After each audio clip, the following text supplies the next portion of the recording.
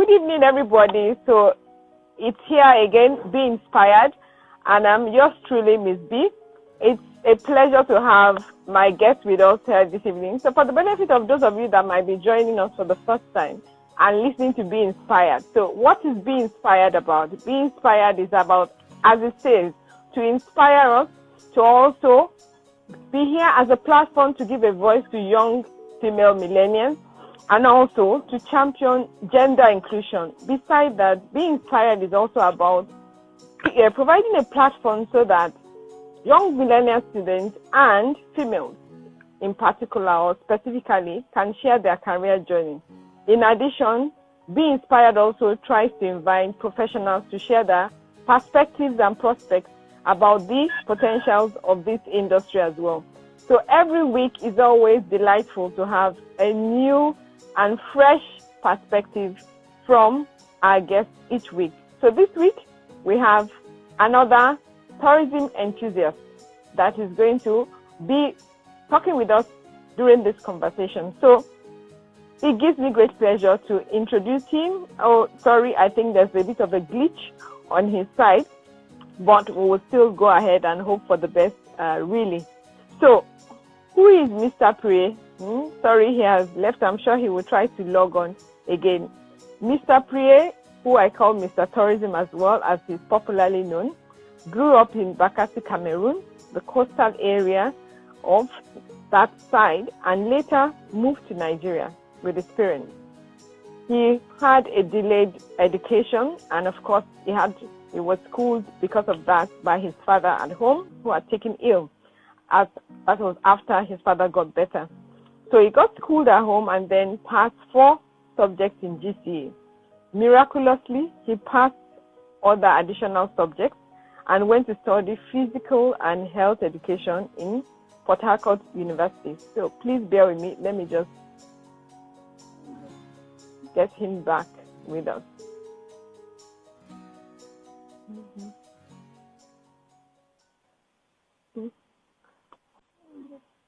Get him back with us.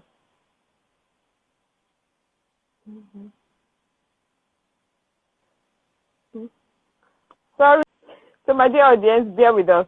These tech things, we're all at different levels. So that's a situation of things. So like I was saying, he holds a degree in physical and health education from Port Harcourt University, and he holds a professional diploma also in journalism from the International Institute of Journalism in Abuja.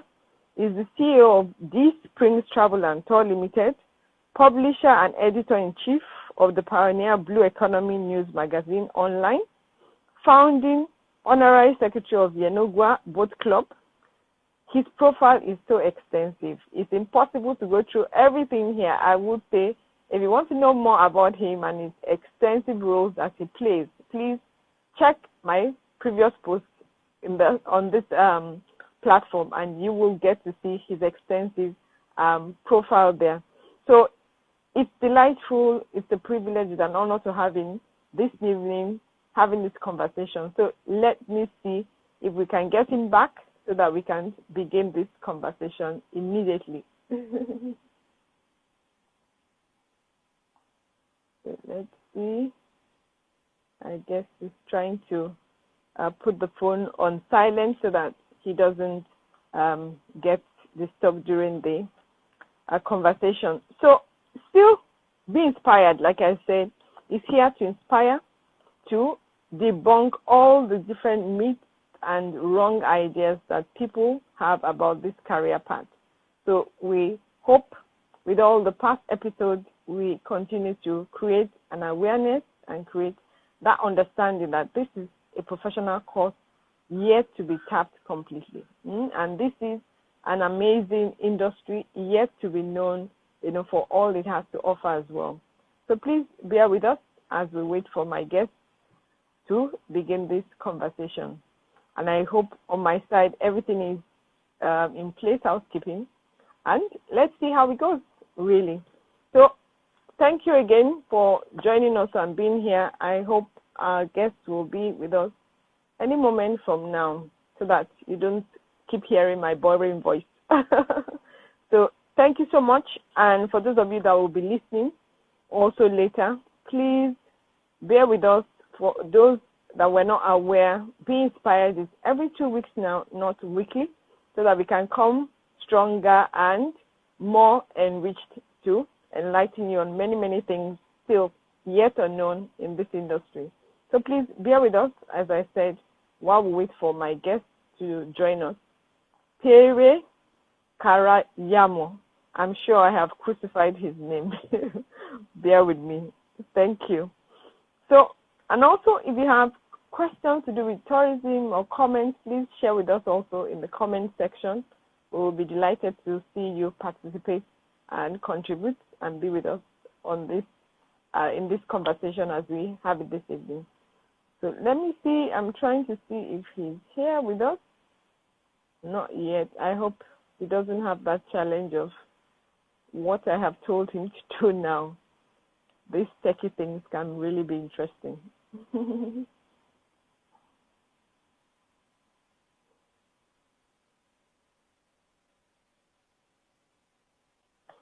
Yeah, we don't.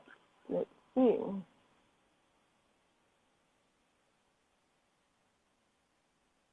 Uh-oh. He hasn't been able to bear with us. Wow.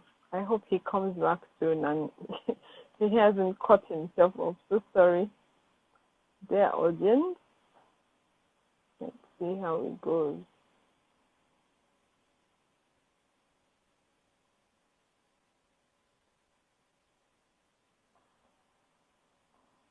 I'm just still trying to see if I find him. He's not here yet. He was just with us, but a call got in the way, so he wanted to adjust. Uh-oh. Please, let me just pause and try to see if I can get him to see what the problem is. Because I still cannot find him.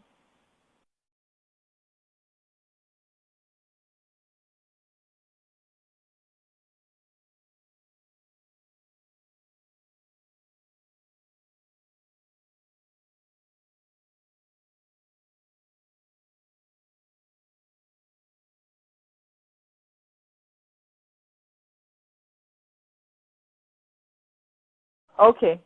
So welcome back. Yes, I can. So I have just finished introducing you to the audience. So let's get right into the conversation now, really. So welcome to Be Inspired. I'm going to start first by saying, wow, how can only one of you manage to fit in all these roles that I have just read to my audience? I didn't even manage to read all the roles that you play, really. So how has it been possible? I want you to tell us, maybe like in 5 words, to be precise, share with us, how you have had or managed to fit into all these roles that you have played so far. Please share with us. Well, the most important thing is passion. Whatever trade that you get involved without passion, you might not go too far. All these roles I play are just like my hobbies. So I get satisfaction, just like driving. Driving is very tedious to other people, but for me, it's like pastime, So journalism, I have passion for it from the start. When I came into tourism and journalism are linked together because tourism is actually a media event. It has to do with human beings. So it's fantastic. And all my life I've been a volunteer. And so I can easily play roles without being paid for. Wow, fantastic. I love that. That is really, really awesome to hear, really. Now, without any doubt, Pere, and from the times I have known you, tourism is sort of like in your DNA, apart from this passion. It's like a blood flowing, in your veins. Please share with us on a light and, eager and note to enlighten everyone and myself also. How did you come to be called Mr. Tourism without the 6-pack muscle build? Everybody thinks of Mr. Tourism like those pageant Mr. Tourism, and everybody's expecting some six-pack guy to appear. So how did you come about this? Please share with us. Mr. Tourism was actually a mockery. A mockery in the sense that everybody would say, everything about you is tourism. You see tourism in everything. You see tourism in food. Everything you see tourism. Everything. Because I used to go on radio. I write about tourism. I go on radio. I go on TV. Talking with my friends. Everywhere is tourism. Because I read a lot. I did not study tourism. But because of the love I have for tourism, I read tourism more than those who read it to pass exams. I tell people I don't read tourism to pass exams. I read tourism to understand the industry. And I'm an industry player because I have a travel agency. And I've traveled to a few places into the industry. So in Nigeria, when you talk about the highest platforms of tourism, and there, for instance, the Tourism 100 Club, that is the highest echelon of private sector tourism practitioners in Nigeria, where you have who is who in tourism. Fantastic. Wow. That sounds amazing as well and inspiring. So having said so, let's talk about this tourism now. There's a lot, I would say, of noise, interest, cloud over tourism. I've even heard that, the Lagos state government, there's a special tour they're organizing. I hope they tour to the places that also need, repositioning and refurbishing, so that we can reposition the industry for job creation and wealth creation as well.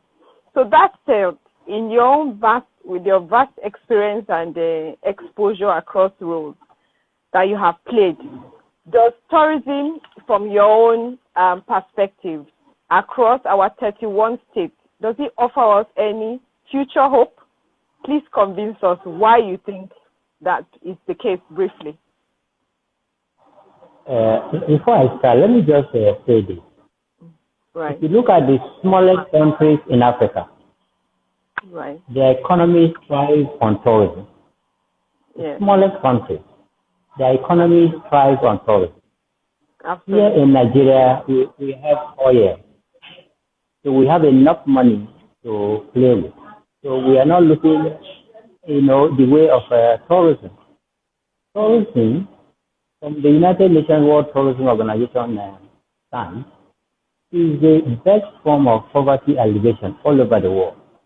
And tourism is a core industry. And so the people that need tourism, I think this most, are the developing countries.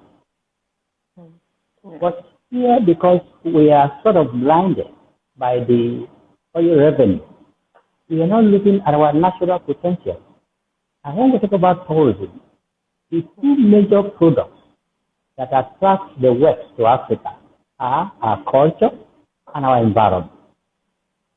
Go to Kenya, go to Zambia. It was in Zambia I heard the phrase, animals have right of way, for the first time in my life. When I was traveling from Lusaka to Livingstone. Livingstone is a place, is a city where you have the Victoria Falls, one of the 7 wonders in the world. So while on that journey, about 6 hours, we met people, police officers on the road. They were greeting us. Some were even disinfecting the vehicle that I was riding in, a Jeep, the one that our big man ride in. There is like a farm vehicle in Lusaka there. And do you know one funny thing? No. What we lack here is awareness. Let me give you an example. From the airport, a driver picked me and was telling me about tourist sites in Zambia.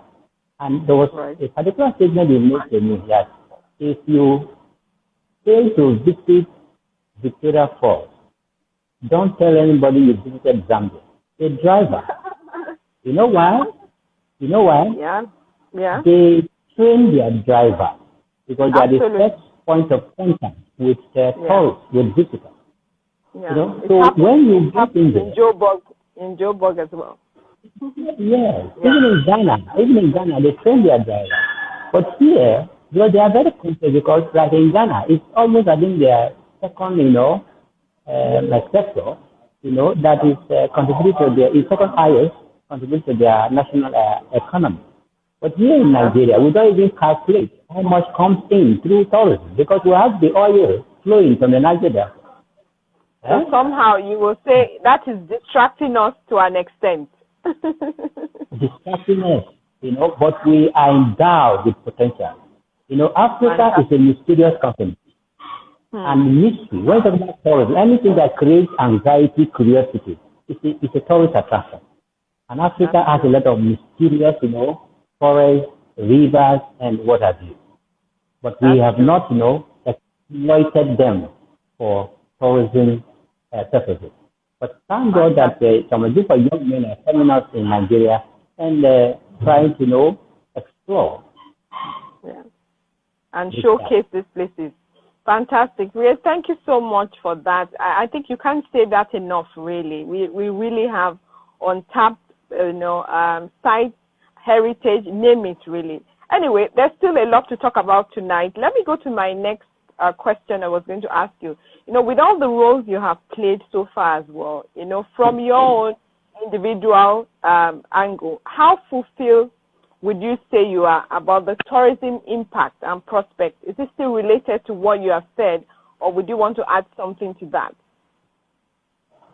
It is asking how fulfilled I am in Bayelsa State, where I started the tourism campaign. I feel fulfilled because through my campaign, the Honorable Minister for Tourism some years ago, Ms. Barrister Ade Tokumbo San, from Ondo State. I met him and appealed to him that we need a Ministry of Culture and Tourism. And he said, okay, we're going to talk to the then governor, who is now the current Minister of Petroleum, His Excellency Tinsley Silva. And he told me we were going to talk to him to start with a tourism bureau. And after about a month, the governor announced the tourism bureau, Bayelsa State Tourism Bureau. And then from there appointed somebody, and then later the Ministry of Tourism was created. These are my agitation, these are my appeals in my write-ups, my articles, and today now the understanding of tourism, has improved than when I said I was a lone voice. But today now, even the media, for instance, the State Council of NEJ have created a travel writers corps through my efforts. And they also went further to create an Esikoli Visitor Information Center. That when visitors come, there are volunteer journalists that will tell them about the state, the attractions, and all them. So all these are a success stories for me, for my campaign over the years. And today, I am talking to you as a senior special assistant to the governor of Bayelsa State on tourism. And when the appointment came, everyone said, this is well deserved, well deserved. So this is the of Mr. Tourism. Wow, fantastic. So definitely it's at least to an extent fulfilling. I think you have brought me to the next question, which is Bayelsa, where you are. So for now, what for you, how can Bayelsa take on tourism? How can it tap into it? What will you say should be the focus at the moment? Please share with us. Oh, I am very happy. As I speak to you, my governor is attending the Dubai Annual Investment Forum. And one of the key things he talked about yesterday in his address was tourism. He told that audience that Bayelsa has the longest coastline. And of course, coastal tourism, which brings us to blue tourism. Which, don't jump the gun.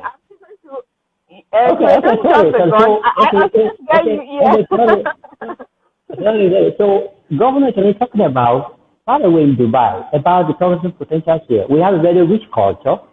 We have very, nice beaches, pristine beaches, along the coastline. And of course, you need to see the beauty of the coastline, So we have the marine life, marine wildlife, We have 2 national parks for Bayelsa that they are recently approved by the president. You understand? Fantastic. One is a Koi Creek that is having is a home to the Niger Delta, Columbus. It's a species of monkey. That is only found here in the world. And then we have another national park that is home to some species of chimpanzee. That you can't find, easily find anywhere in the world. Then talking about the kind of birds we have, name them. Fantastic. By we have this wonderful, it's global. Fantastic. Now let me quickly take you to another angle. The tourism impact, the development, the prospects, like you have shared with us, exist already worldwide. Do you feel that we are a special country or sector that sort of needs a special kind of rocket science approach, for us to be able to tap into the key things that are in tourism? Please share with us the opportunities that exist. Yeah, we don't need the rocket science approach. Why? What is lacking? I'm in government, but what is lacking is the creation of awareness. We must go out there and tell the people in the village how they can create wealth through arts and crafts. How they can create wealth by organizing their community festivals. The community festivals are just there, they are just playing their drums, dancing wonderful dances, not looking at the commercial component of it. You understand? So what we need, what the ministries of culture and tourism should do across the country is to go to the grassroots, because the attractions are domiciled in the grassroots. You understand? So we need to go, we need to involve the local government chairman. We have, in the 70-something local government chairman in this country, aside the development centers that states created, like Bayelsa created. We need to go and then start the tourism campaign from the local government to the world level, to the community level. The traditional rulers have a lot of role to play. They are the custodians of our culture. But this awareness is not created. We must budget for it, spend money, and educate the people. Because, like I said recently, conservation education is very important. Yeah. We have to incorporate into our educational curriculum at the primary level. So we don't need rocket science approach.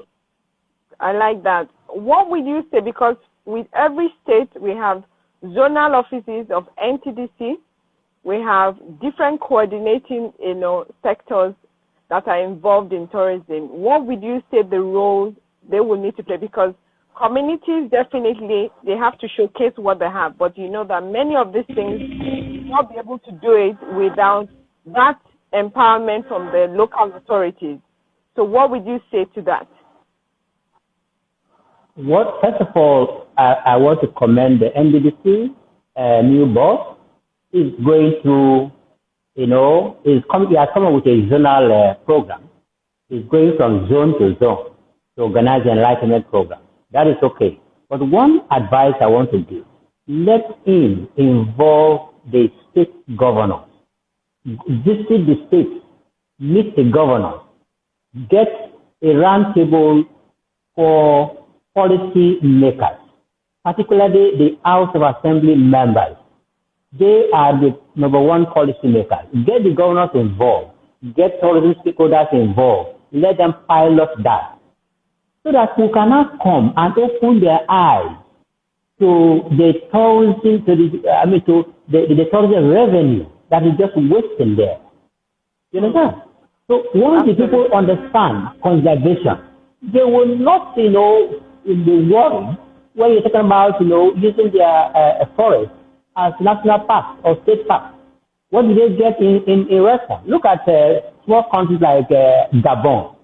They have a large, portion of their land, a forest reserve, and they are benefiting. Fantastic. So what is lacking for me is lack of awareness, and that is what I've been doing all this year as lone voice. Fantastic. I think you have brought me again to another question I wanted to ask. Because of your wide travel, your involvement in other African countries on platforms that I have even been with you as well, and as a tourism enthusiast as well. For you, what would you say they are doing right that we still have to catch up on? Maybe related to some of the things you have said. Please share with us to encourage us.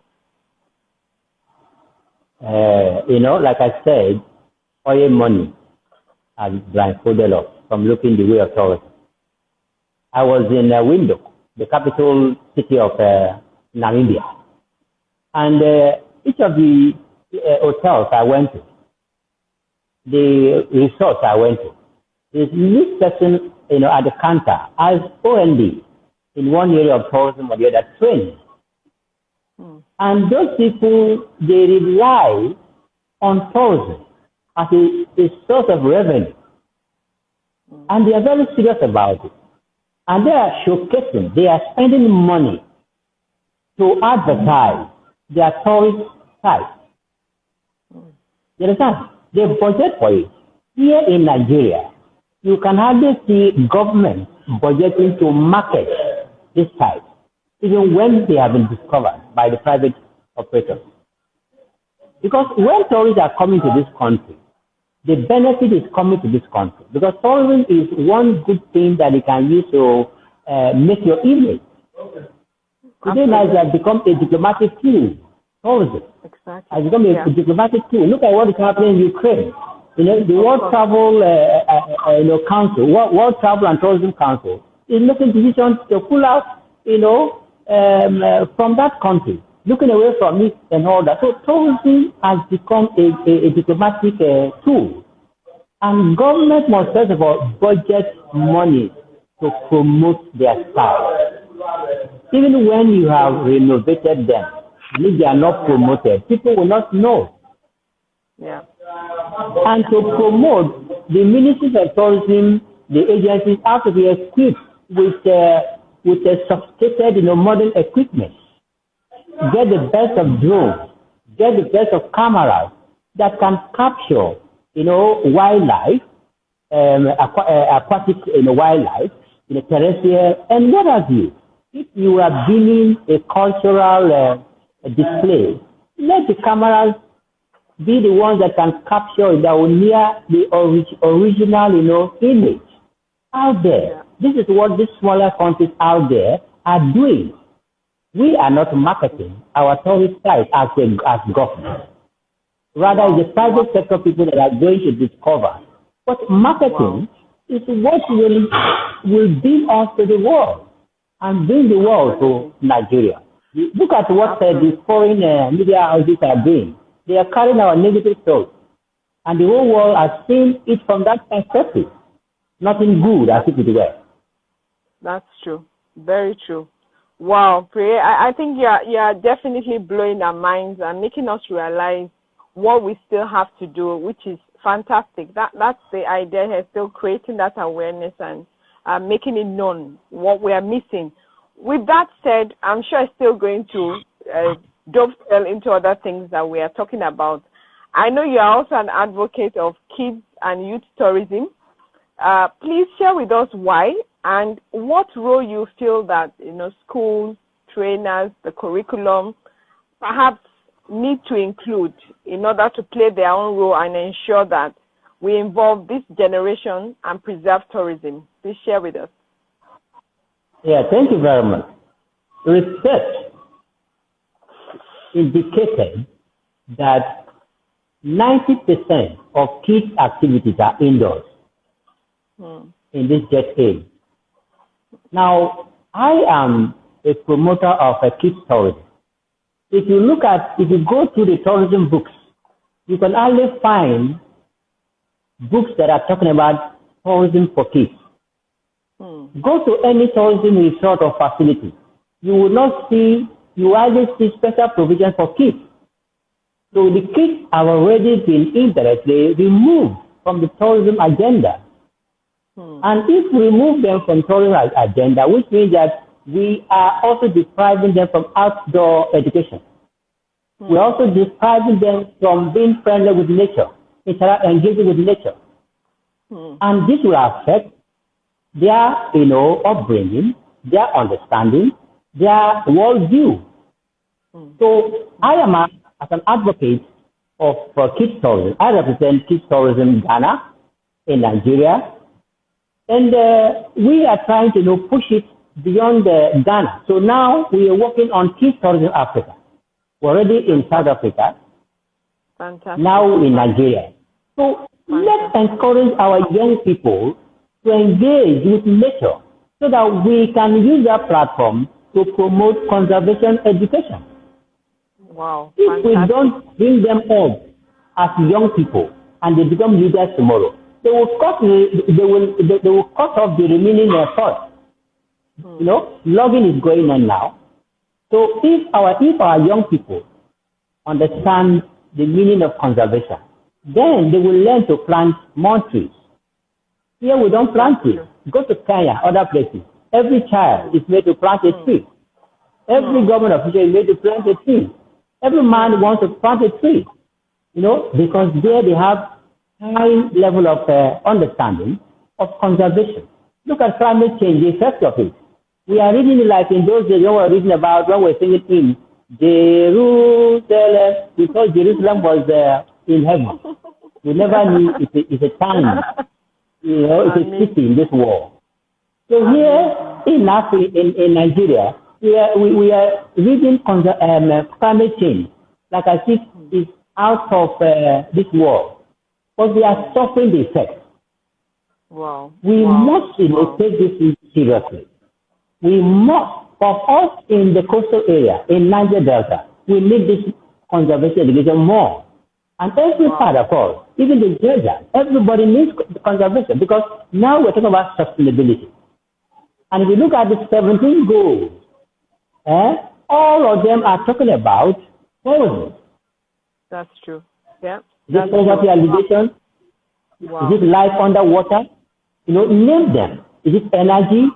Renew energy? Name them. Is it power? So for us to be able to live sustainable lives and be able to remain part of this nature for posterity, we must start with vigorous enlightenment on conservation education for our young people. Wow. And that's where kids tourism comes in. So my target is to use kids tourism platform to encourage outdoor activities for schools. Schools should be encouraged to have green portions, green spaces.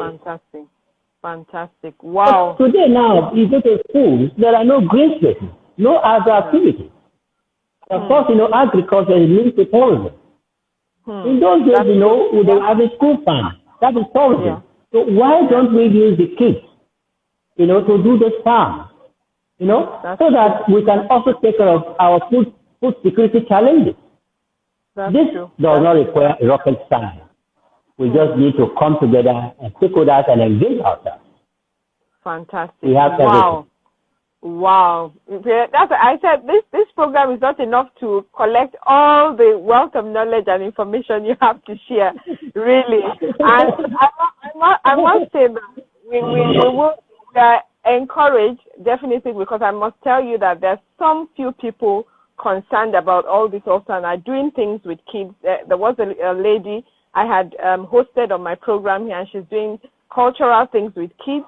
So I think it's beginning to grow little by little, and with people like you also inspiring everybody this way as well. Thank you so much for that response. So I would like to ask this time also, because we have a lot of young people hanging around, unemployed, all sorts of things. Well, that's how we have found ourselves. What advice would you give then to the young people, female and male, linked to tourism studies and this career path, and what reasons would you also share with them?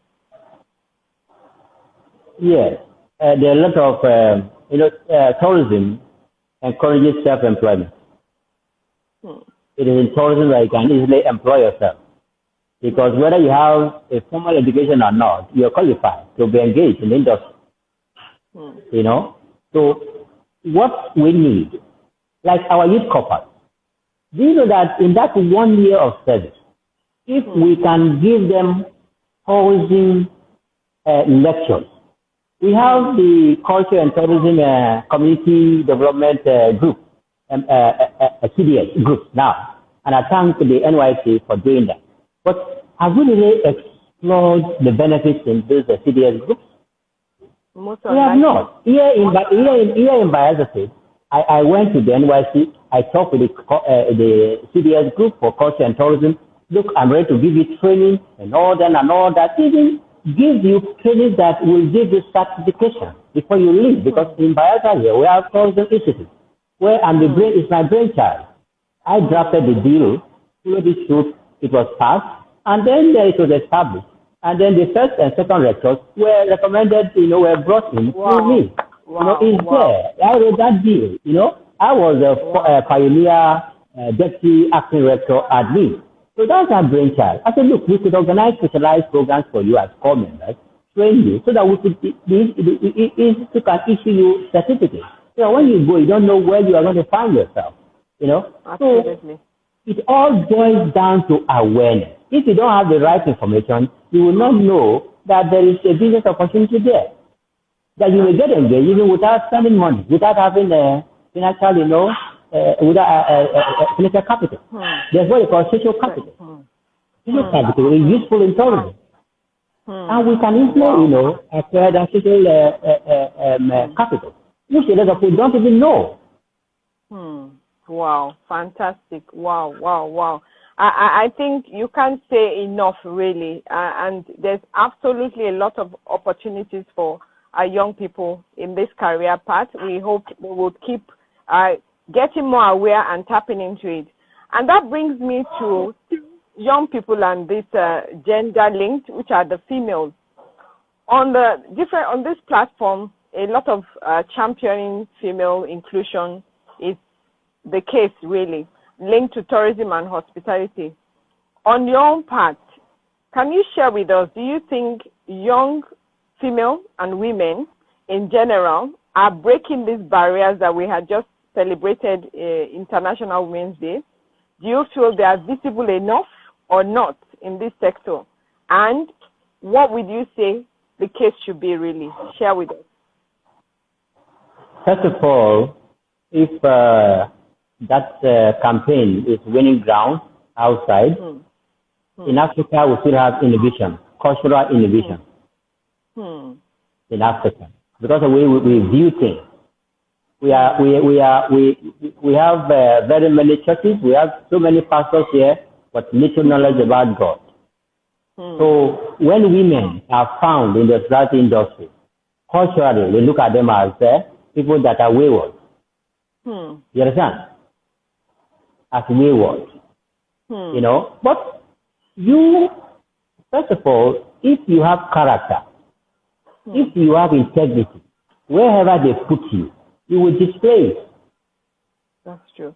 If you were pretending, for instance, if I was pretending in the church as a saint, what if when I leave the church and my pastors have gone home?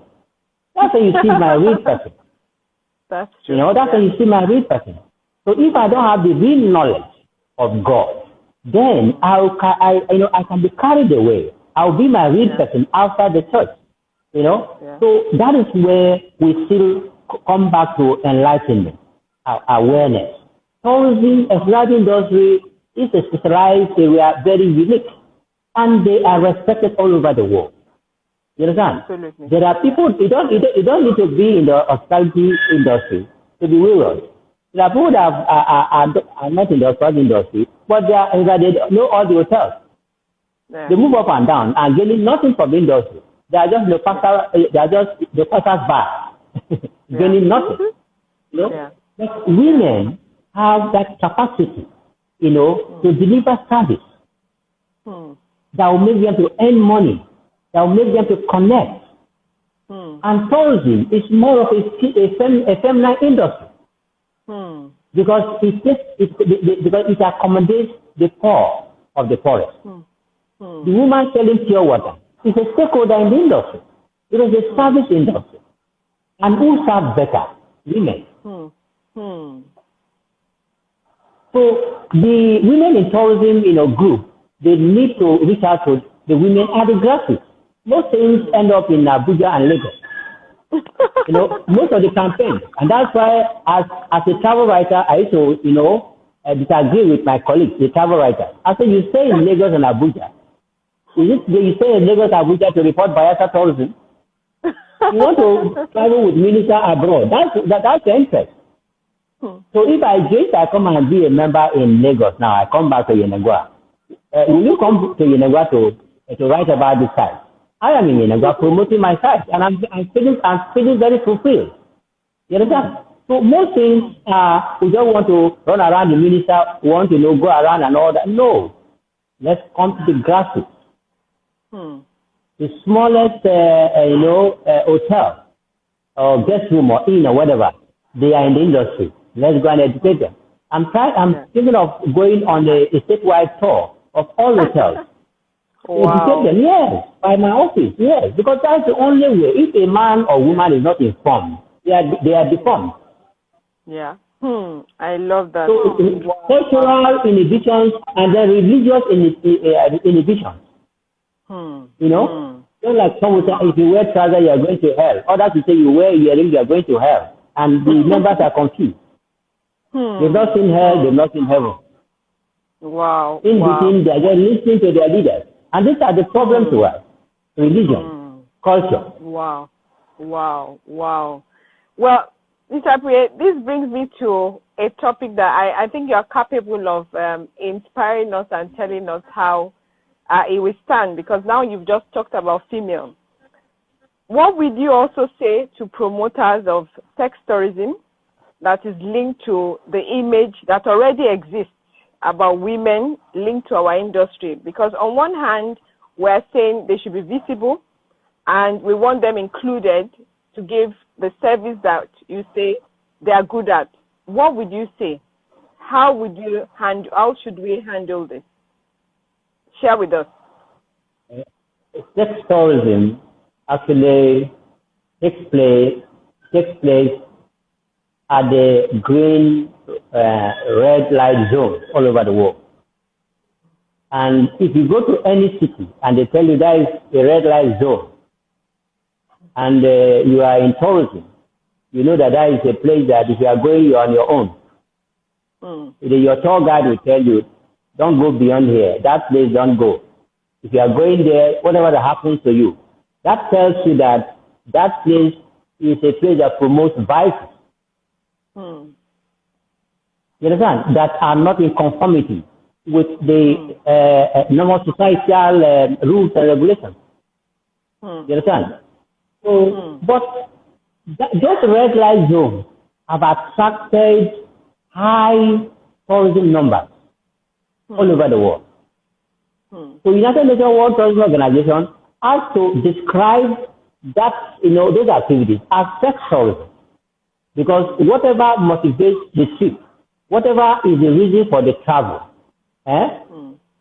is what, brings about the adjective or the description. So if to have sex or to go to a red light zone in Lagos, in Abuja, is what has made me to leave my house, to travel. This means I am going for sex tourism. But it is just like you are going to Ukraine now. You want to go and see the site that they are bombed. Yeah. You have to pray your final prayer with your family before you leave. Because you may not come back. That's war zone. But adventure tourism, do you know where you visited Iraq during the war?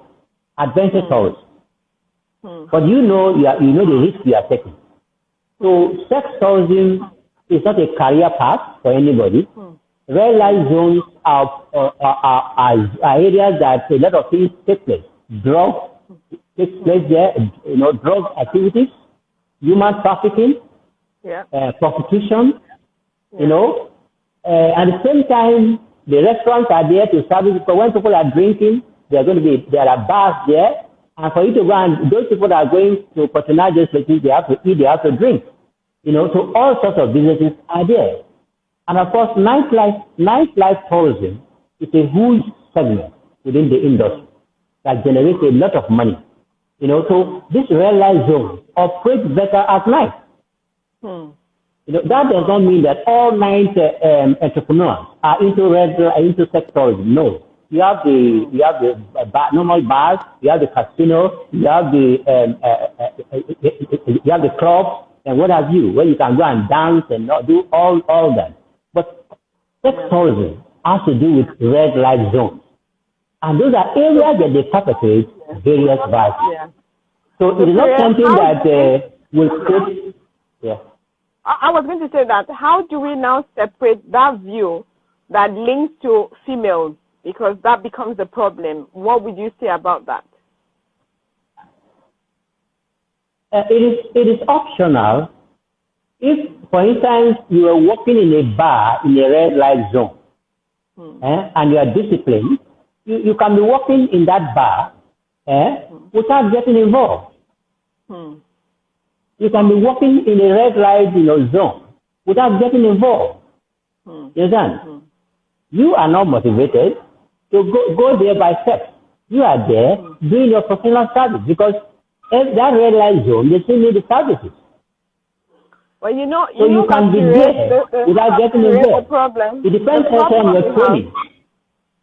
Like we are saying that societal views matter, because, for instance, now as a trainer, you get guardians, parents that because of whatever it is they have heard or seen, they would say, I don't want my daughter to get involved. How do you begin to help such views?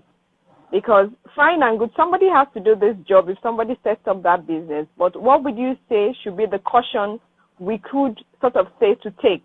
This is one you have mentioned now, that you can go and work there if you don't really have an option and still be, very thorough and without getting involved in any vices, whatever it might be. What else would you say that maybe young people should take caution, because, they can easily get carried away, like you and I know, depending on what it is? Yeah, what I would say here, now what we're saying also boils down to training. If you are trained to offer professional services, wherever you are, just like they tell the military people, mind the professional engagement rules. You carry guns, mind the professional engagement rules. So in tourism, wherever you are rendering that service, mind your professional engagement rules and regulations. And you are just there, rendering the service. But for you to do that, you need training.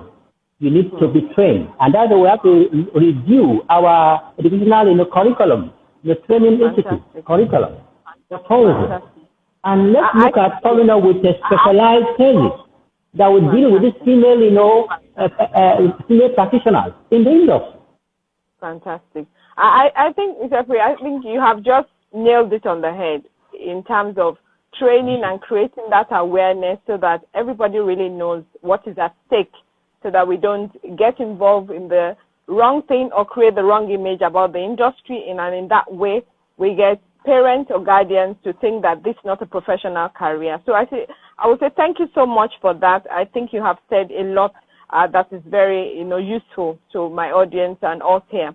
So I want to go to the next thing, because anybody listening to you from the beginning will think maybe it's all smooth sailing all the way, that it's been fantastic. So I want you to make us realize that maybe it's not that. So what for you are some of the typical or great challenges that you have had to sort of face in the roles you have played so far, and even in the ones you are still playing? Please share with us for us to move tourism forward still. Yeah, and so the challenges, they are there, because the industry seems appears to be a non-lucrative.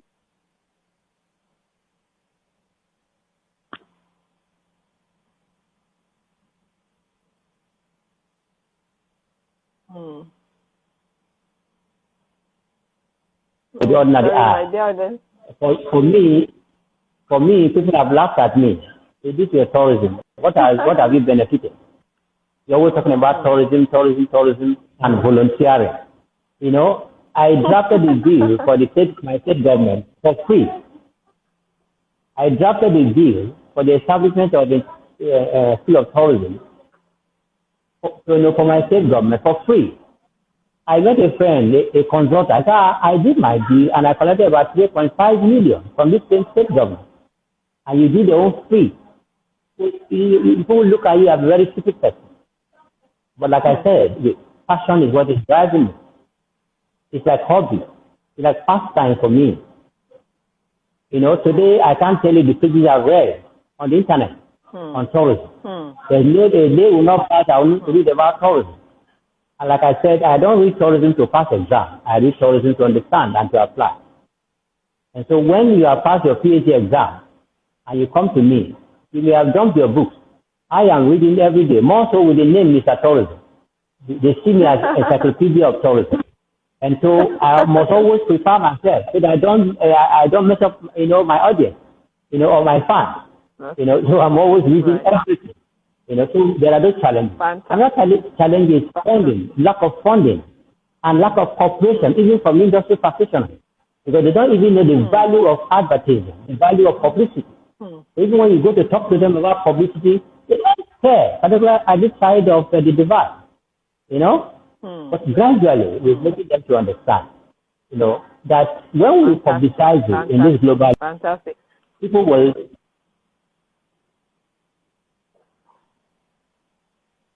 That's I can say. So sorry. Wow, fantastic. There's a bit of a glitch there, but it's getting clearer. So what you have said, Tapre, I want to ask you now, what is the role you think that policymakers need to still play, and I would say strategically and intentionally, so that we can sort of drive this sector to include tourism to be sort of a phenomenal impact, really, and that's something that will be sustainable and diversified. Is there any other thing you want to add, even though I know you have said a few things about policymakers? Please share with us. In fact, the campaign, first of all, should be directed at the policymakers. I want to call on the tourism organizations, like the umbrella body, the Federation of Tourism Associations of Nigeria, and all the member associations. They should target at the policymakers to enlighten them, to inform them of how rich, how beneficial, this sector is. Because the other sector, so awareness, the association should also look inwards and then create awareness. And not just concentrate on selling rooms and then selling tickets alone. Let's see what we can do to create awareness.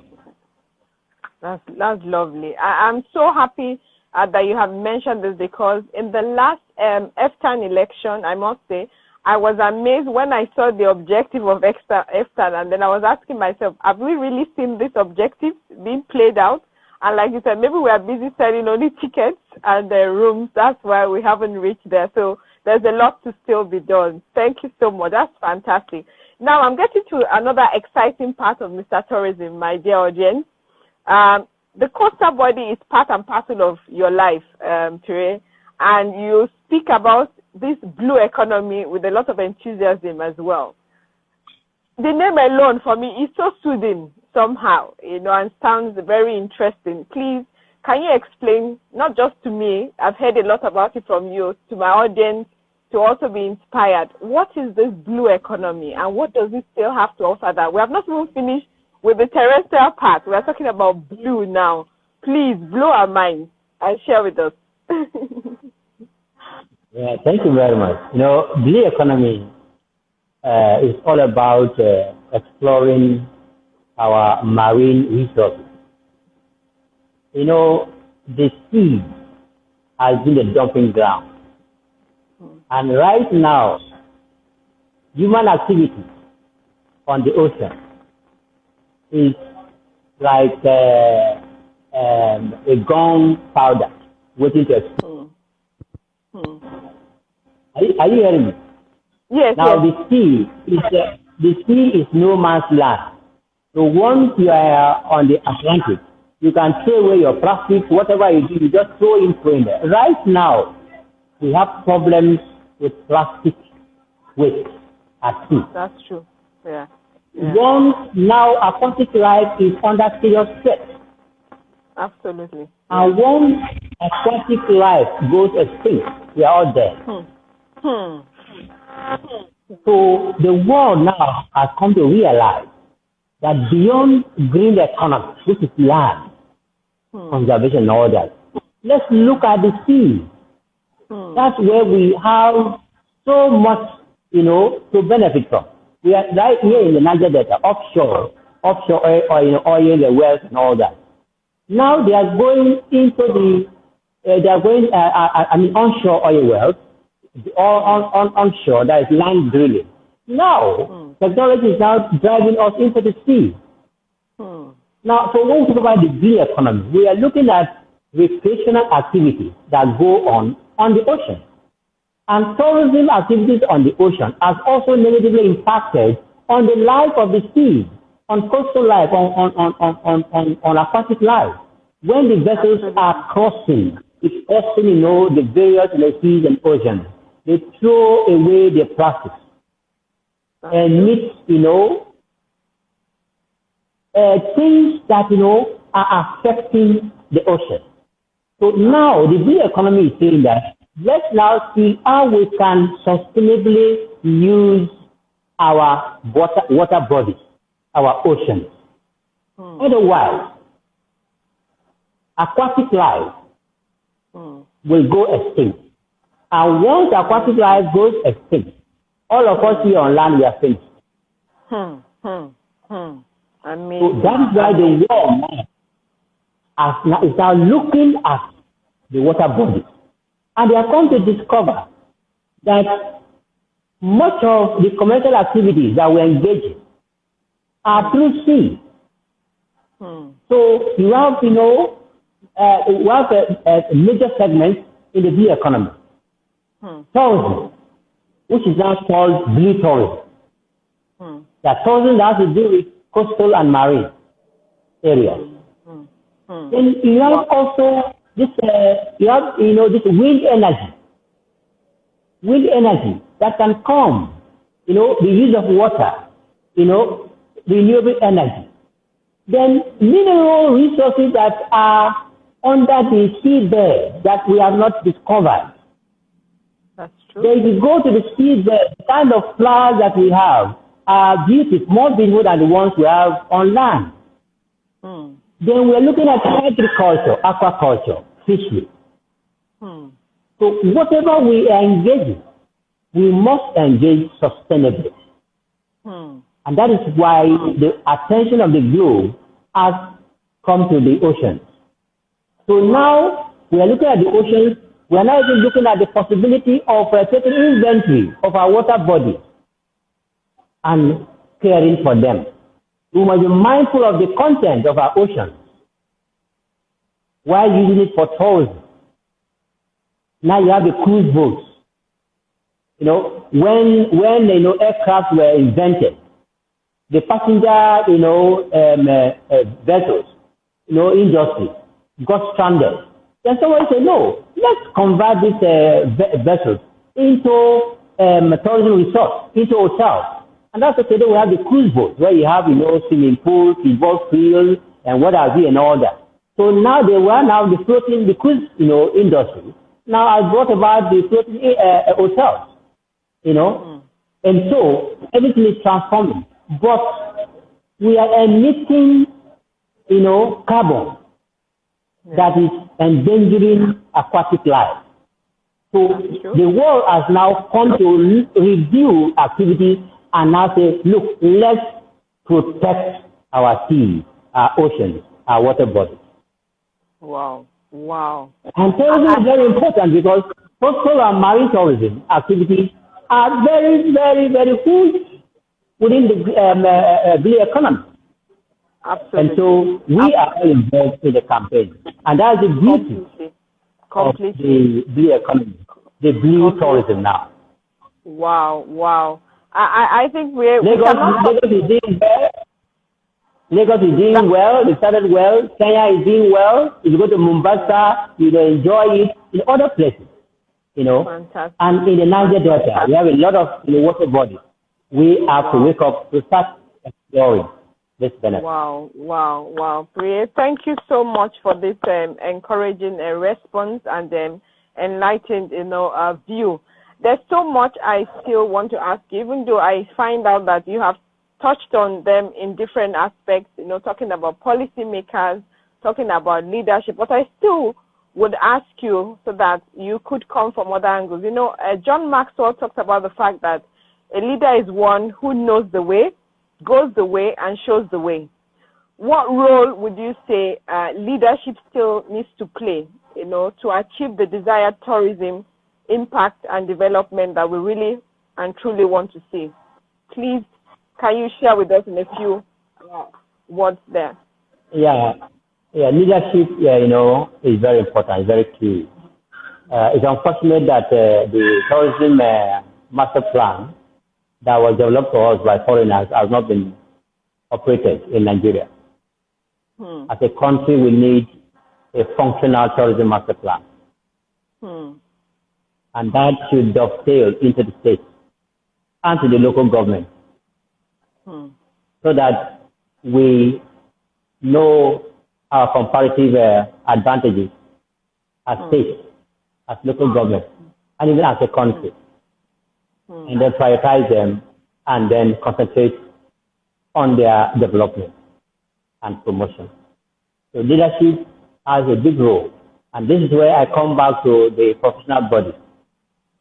It is assumed that politicians may not understand much about tourism. So we that are professionals, as a professional in umbrella body or the sub body, we should take it as a responsibility to engage the leadership at all levels. The National Assembly, the State Assembly, the Presidency, the local government level, we have to engage them as professionals. Because we elected them. The tourism sector has been neglected. People don't look at it. Most times it's just lip service from some government officials. Nothing is actually being done. And they may have the intention, the government may have the intention to develop the sector, but may not have the know-how. That's where the professionals have to come in. Come in. Absolutely. And lobby for possible policy responses to the challenges in the industry. That's what lobby organizations do. And like ESCAN, I see ESCAN as a lobby organization. It is considered as an organization of experts. That's so true. We have not done that. We have to look at that area. Wow, fantastic. I can't agree with you enough, Pere. There's a lot of lobbying, there's a lot of creating of an awareness that we still need to do. A lot of our leaders and policymakers still do not understand what we are talking about in relation to this industry. So thank you so much for that. I hope a number of them will get to know and hear about this and your own perspectives as well. What would you say, we need to also do today for tomorrow's gain, linked to some of these things that we have been talking about as well? Can you just, add to that a few perspectives from your side still?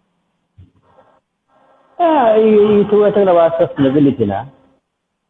Right. Sustainability tells us that we should make use of all that we have, Fantastic. having in mind that posterity should also be able to enjoy nature. Fantastic. So let us not abuse. So whatever we are doing, we must be futuristic. We must think about posterity. But most times we don't think of posterity, we think of ourselves, not even our kids. Wow. Yeah, I understand. So sustainability is a key thing, is a key emphasis in the tourism sector. And we should run with it as tourism practitioners. Wow. Now, let me also say this. Okay. There is little attention paid to intellectual issues within the professional community, tourism community, practitioners. let's look at things. Idea generation. So let's infuse in the intellectual component. Yeah. Into our tourism practice. Yes. So that we can be, like experts, a group of experts that can serve as consultants to the leadership at all levels. Absolutely. But before you can engage the policymakers, you must have fair knowledge of your industry. Absolutely. And be able to convince them. I can't agree with you enough. We need a mastermind, the real mastermind alliance. So sustainability is key, and that is so important for you. Fantastic. No, I can't agree with you enough. And pray, because I don't want to keep you here all night, even though I can, and I would love to keep listening to you. But I want to make sure I ask all the necessary questions I know that you can enlighten and enrich my audience with. You have spoken a lot about an initiative that you started called Enestically Visitor Information Center. Please, can you share that with us briefly on this program, please? Visitor information centers are all over the world. What they do is, some places they call them tourist information center or visitor information center. What they do is to provide information to visitors to a particular destination or resort. That's true. I was in Lusaka. For an international program some years ago. In my hotel room, I saw a compendium of all the businesses in Zambia, printed in gold, hard copy. That was part of my bill that I paid. Free for me to go home. So what the Enestically Visitor Information Center is out to do is to play that role of providing tour guides that will give visitors every necessary information that the visitors need in Bayelsa. Talking about the site, talking about the culture, talking about the museum, everything, our history, our festival, so that when they come, they can just pick a pamphlet, go through it. The hotels where you can take eat kekefia. Kekefia, is plantain. Plantain with pepper soup. We call it kekefia. Very, very delicious. And in Bayelsa here, if you come here, you'll be amazed. We have different kinds of soup, different kind of delicacies.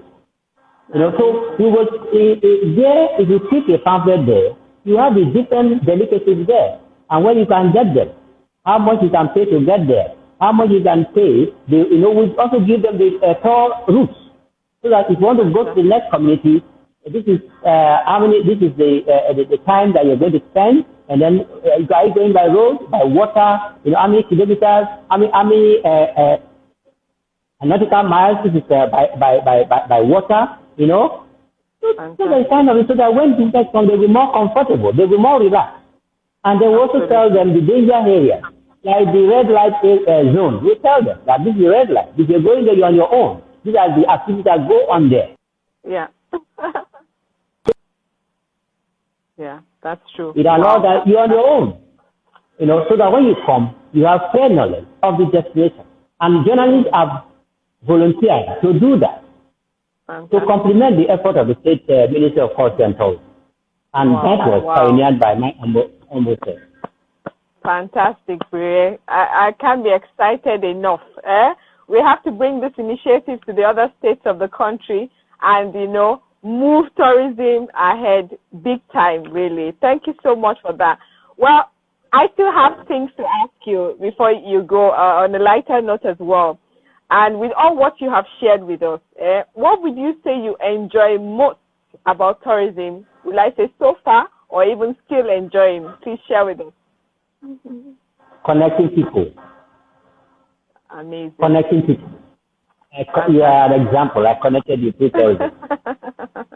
Fantastic. I connected you. Fantastic. I know what I must have learned from you. I'm connected all over the world. I meet people the ordinary I will not meet. connecting people. And I feel happy. I learn far beyond the classroom. Fantastic. Wow. And one thing, it's all about, tourism is having fun while doing business. Yeah, absolutely. I love that. It makes me look younger. So it makes me, more handsome. Wow. So I love it. Fantastic. No, Pray, that is really wonderful. I love that response. Well, I know you're also a lover of traveling and leisure. So where will you say, what will you say about traveling? What's the benefit of traveling? Please share with us. Oh, traveling is the highest form of education. When you travel, you experience the world.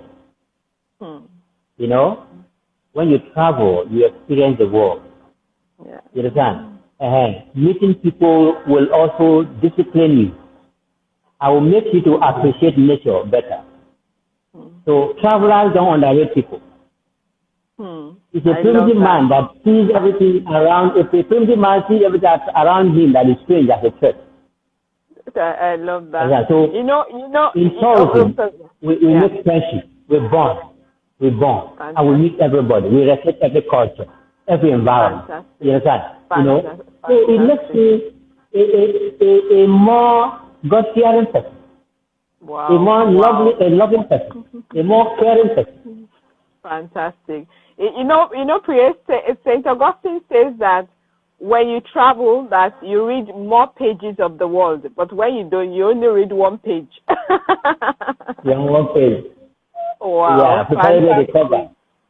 Fantastic. I love that. So, Priya, let me ask you now at this point, if you could change anything, maybe about tourism or about what you have experienced so far or the roles you have played, what will that thing be?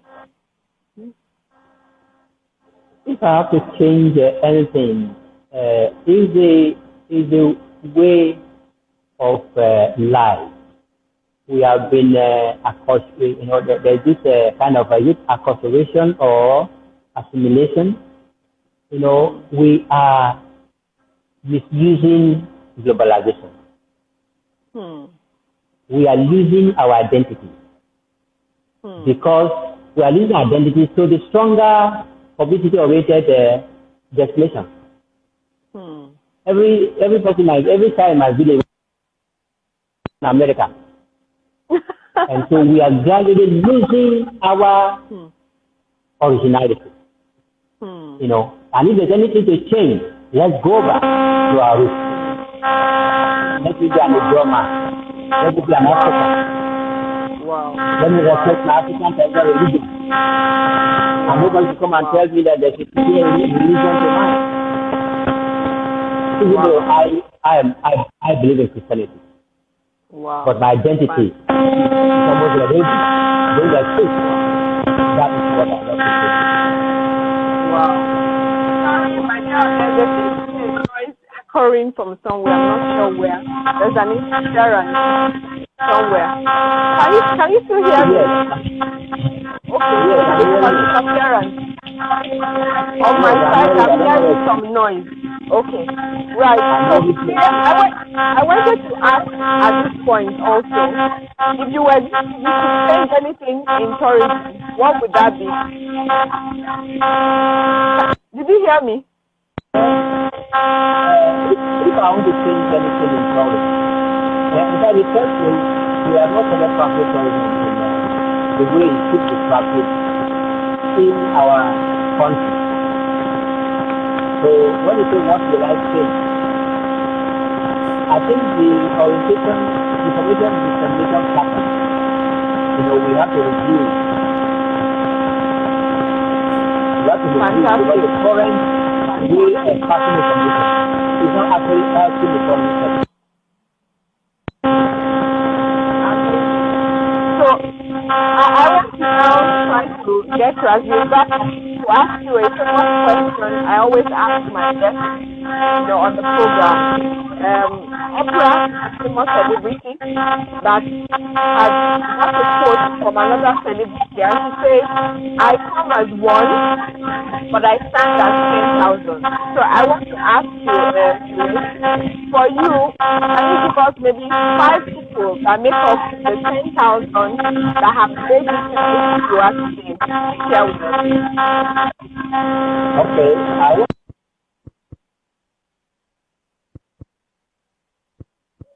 Sorry, I think we're losing your sound signal. I can't hear you very well. Hello? Hello? Hello? I can't hear you. Can you hear me? I can't hear you. Sorry. The audience, I think there's a sound issue there. Can you hear me now? Can you hear me? Yes, Yeah, I can hear you now. Okay, I think there was an interference. My device, the battery has gone off.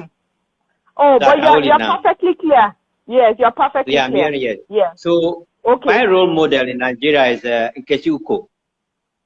He has, you know him. He has been very fantastic. Yes. And then former president of Ghana Tourism Federation, Mrs. Estella, you know, in Ghana, has been a very good role model. One of my mentors is Frank Amike. He's one travel writer that has been a mentor. And then the former Minister of Culture and Tourism, Chief Edem Duke. He also made impacts when he was the national president of EFTA. Fantastic. Wow. So these are big shots and big names that you have mentioned. Fantastic. Well, thank you so much for those names, and we want to say thank you to them also, because maybe without their impact, we would not have a Mr. Tourism with us here this evening. But before I let you go, I still want to ask, you know, what would you want to say to young millennial females that are listening or will still listen to this? What do you want them to take from this conversation? Did you hear me? Did you hear me? Can you hear me now? Can you hear me now? No, you can't hear me. Okay. What up now? I'm coming. Let me just be sure that my device to problem. I've just put it on. Can you hear me now? Yes, I can hear you. Can you hear me? Yes. Can you hear me too? Can you hear me? Can you hear me? Can you hear me? Yes, I can hear you. Okay, you can hear me now? Yes. Okay, fantastic. Because I have to put up my device as well. Maybe, you know, it's gone on for a long time. So I was saying that, what would you want young females that might be listening to this now or later, what would you want them to take away from this conversation? Please share with us briefly. They should take advantage of the industry. The industry favors ladies more than men. It's a service industry. And in Nigeria here, it's just an emerging sector. People have not seen the benefits, the career paths for female in tourism. So it is something that they have to take advantage of. They can easily create jobs for themselves through tourism. Fantastic. So they don't need to go around asking for white-collar jobs. Tourism can give them all the jobs. You'll be self-employed with dignity. And meanwhile, you are going to have opportunities of traveling around the world, meeting people. Fantastic. The future is female included, I say. I envy the females. Oh, we will try to remember that and get encouraged. So, Mr. Tourism, I want to say at this point also, you are still the SSA Senior Special Advisor. You are Mr. Tourism. You're 100 topmost tourism personality. You've been a CEO. you're a founder, you're a technical advisor, you're a pioneer, you're an advancing consultant, you're a coordinator, you're a travel enthusiast, you're a writer. The list goes on, really. Where should we expect to see you in the next X years? And maybe which particular role should we expect you to be playing? Please share with us.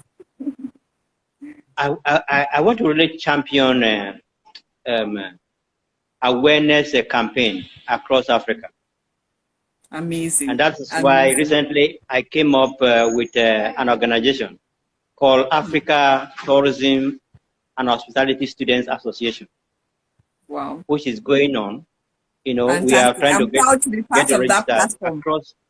Yes, you're part of it. So in the next 5 years, we want to go around Africa and also see how we can review tourism and hospitality curriculum of training institutes. So that we need to bring in some specialized courses, you know, that will address certain areas. The white man has given us curriculum. We need to look inwards and come up with specialized courses, you know, considering our culture and environment. That's my vision. Fantastic. We want to wish you all the very best. And I can see you doing it, you know, passionately and giving it all the robust nature that's in it. Fantastic. So at this point, I want to say a big thank you, you know, for this honor of getting you and hosting you. Thank you. I definitely am going to bring you back some other time when you become that African, you know, enthusiast again, promoting all that you want to do to blow our mind. So I love quotes, and I always like to end the program with some really. And I want to just state this too. One says, don't get discouraged. It's often the last key in the bunch that opens the locks. And I think that Mr. Tourism has opened a lot of locks for us this evening. And beside that, I will say he reminds me of another quote I like to use. He said, when I met him, I was looking down. But when I left him, I was looking up. So, my dear audience, I hope you are absolutely encouraged with what Mr. Tourism has told us today, because it just tells us we have not started yet and there's a lot still to do. So on this note, I want to say thank you so much to all of you that have joined us in this conversation, and to my guest also, especially for honoring this invitation. We hope to see everybody again with another inspiring episode of Be Inspired. So on this note, I say thank you so much for accompanying us. It's yours truly, Ms. B here, and I hope you've had a wonderful evening with us. So Mr. Priye, thank you so much for being part of this evening. Thank you, dear audience. Achifo Odaro, good night. I will call you after the program, Mr. Tourism. Thank you. All right then. Okay. So if you missed the beginning, please log on later and watch the whole thing on the platform. Thank you. Good night and God bless. Thank you. Good night.